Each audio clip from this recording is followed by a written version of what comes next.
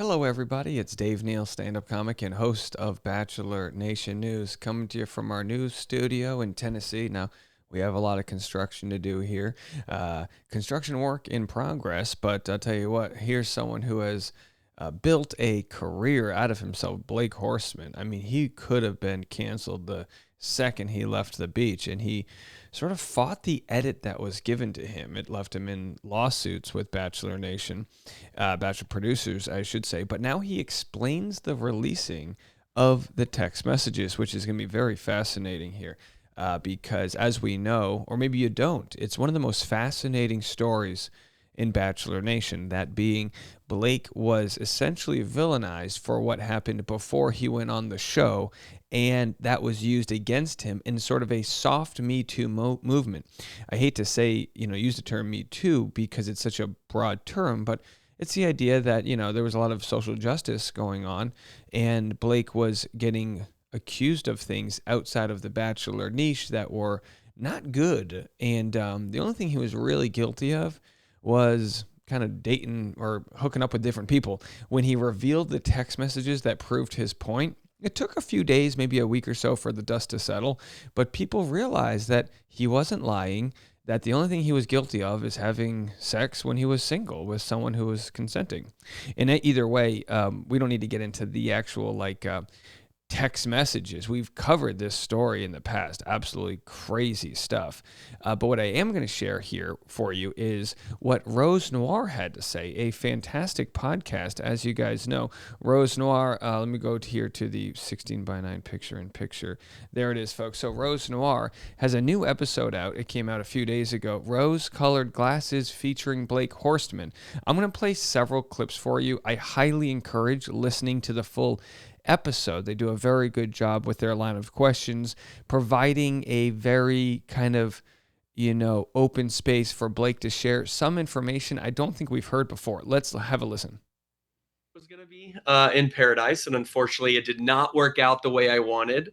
I was kind of painted, if you will, to be the villain of the season, which I had never been a villain in my life. I had never even been close to a villain, so I didn't really know how to handle it. And I was at a complete loss. I never even, I'm one of those people who hate confrontation. So I never really been an argument with anybody, when I'm a real one. So it was a lot for me to handle before it, or while it filmed, before it aired, while it aired, and after it aired. It was a good year and a half of just it was just a lot of soul searching and a lot of that kind of stuff for a long time. But it was, I made it through it, but it was definitely probably the hardest year of my life so far.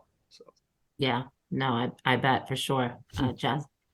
Yeah, so it's interesting that you brought up that you feel you were the villain, because I think I read an article where you said that you felt like they kind of manipulated you into being the fall guy.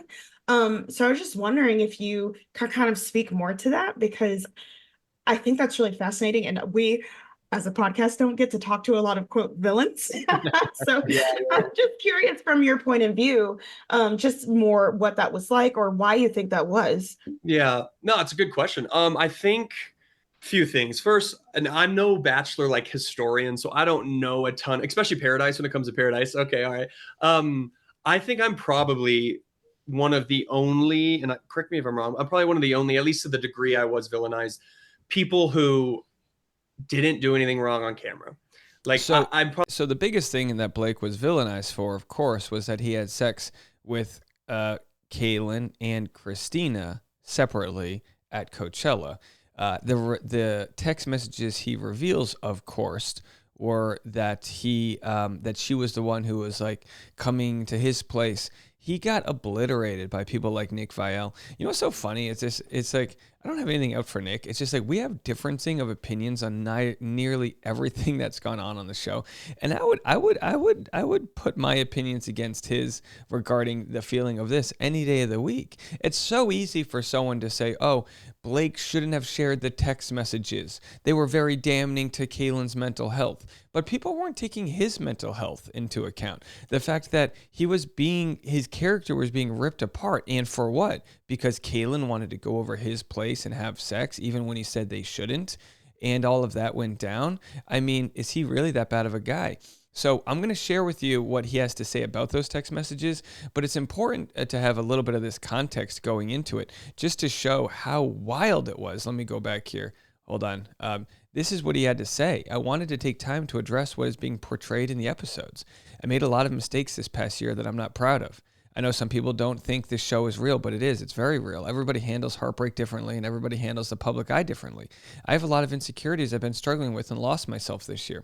He goes on and on and on. And look at this person. You're an awful, awful, awful person. You knew the backlash of those texts would largely target Kaylin, who has experienced trauma and all these things. And what people, I guess, don't really go to realize is that, like, this all was created because of The Bachelor. It's because of The Bachelor making this storyline that they were really able to make him such and put him into such a position where he had to share the truth. Probably one of the few people where, like, if you mess up on camera, you mess up on, like, you know what I mean? It's like, that's your fault. Like, you're the villain because you said this, you did this on camera.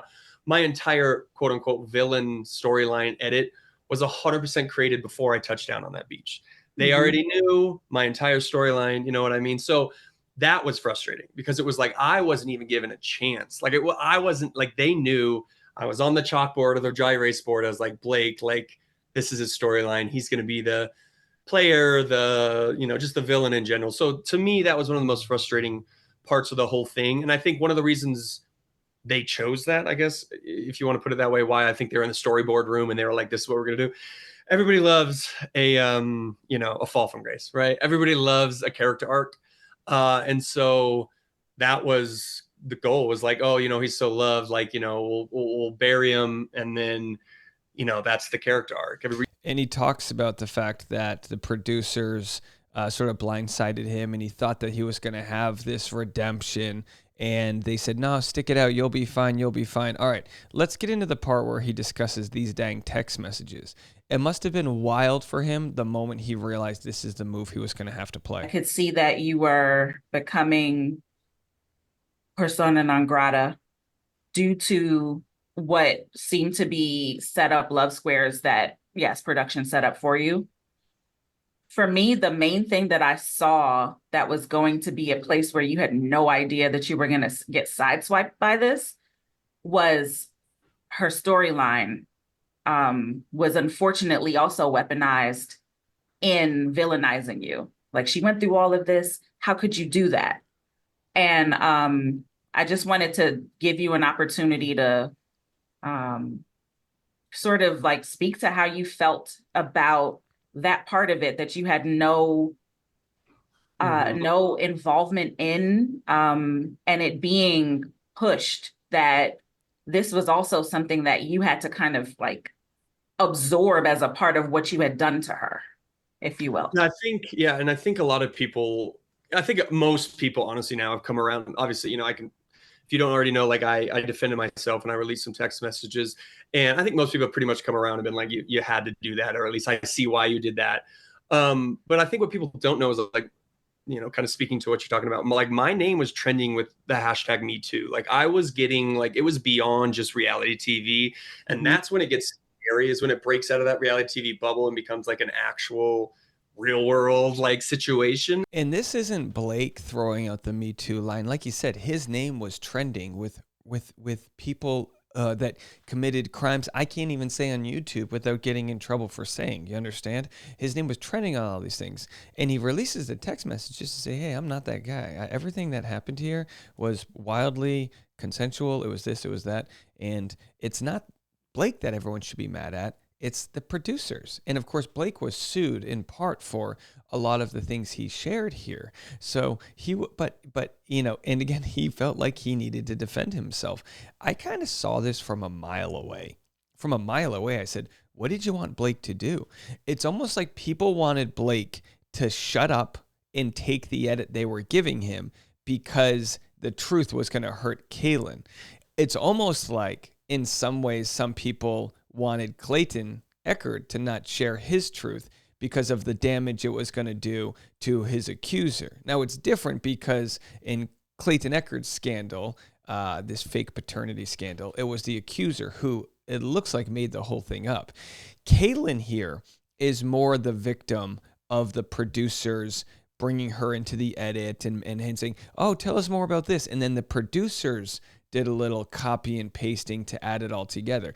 I'm giving Kaylin all the grace in the world. She can be triggered by Blake, but also Blake can also have not done anything wrong. Like, those both can be the truth here. So Blake was, in my opinion, 100% in the right to release those messages.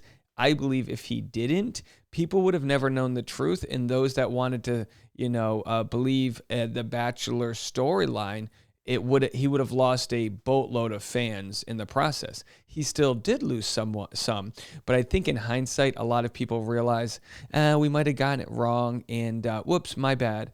Sadly, most of the people that realize they get it wrong just move on with life. Like, there's no retribution, right? They realize they got it wrong and they move on. And then Blake's left to deal with a very damaging storyline, and to put some icing on the cake, get sued for it. And so I obviously felt like, there was no choice for me at that point. But something a lot of people don't know, while it was filming, I didn't know. Like, obviously I knew what was kind of happening around me, right? Like, I could see, like, okay, I see what my edit's gonna be, but I didn't know the things she was saying, because it was mostly to the camera, if you will. Like, it was mostly two producers or two friends on the beach. So I didn't know to the degree things were gonna be edited until I got they gave us the first two episodes like a week, or not even a week, probably less than a week, like 4 or 5 days before it was to air, 3 days maybe. And that's when I was like, oh my, that's when I got angry. And that's when I was so angry at her, at production, I was angry at everybody. And that's, of course, he watches the whole season play out. And then that initial anger, that disbelief that he's been painted this way, leads to, of course, him defending himself. Boy, tough position to be in, don't you think? And in hindsight, we can look at this and go, oh, he's fine. He's a DJ now. He's having a kid. But that was a large section of his life that he had to fight for his truth to come out, all because the show wanted to use it for fodder to make it more entertaining than it already was. It would have been entertaining enough.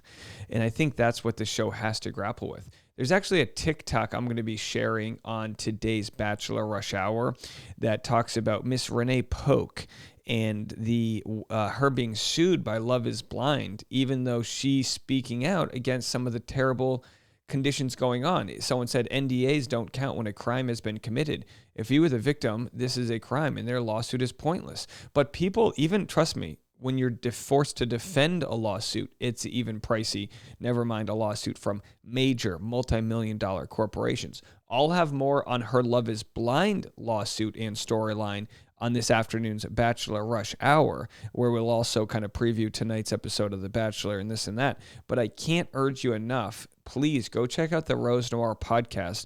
They did a fantastic job interviewing Blake Horstmann. I hear he's going to be in Nashville in a few weeks. If you'd like to see him on an episode of Driving with Dave, send him a message.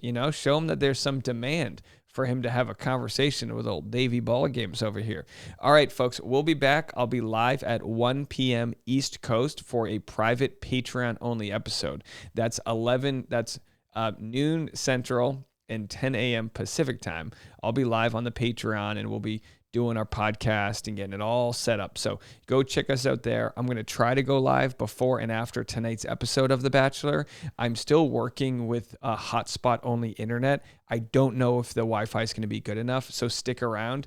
As soon as I get proper Wi-Fi, which I believe comes on Thursday, I'll have a much better bandwidth to be conducting beautiful live streams. All right, well, we'll be back with more content. Thanks for sticking around right after this.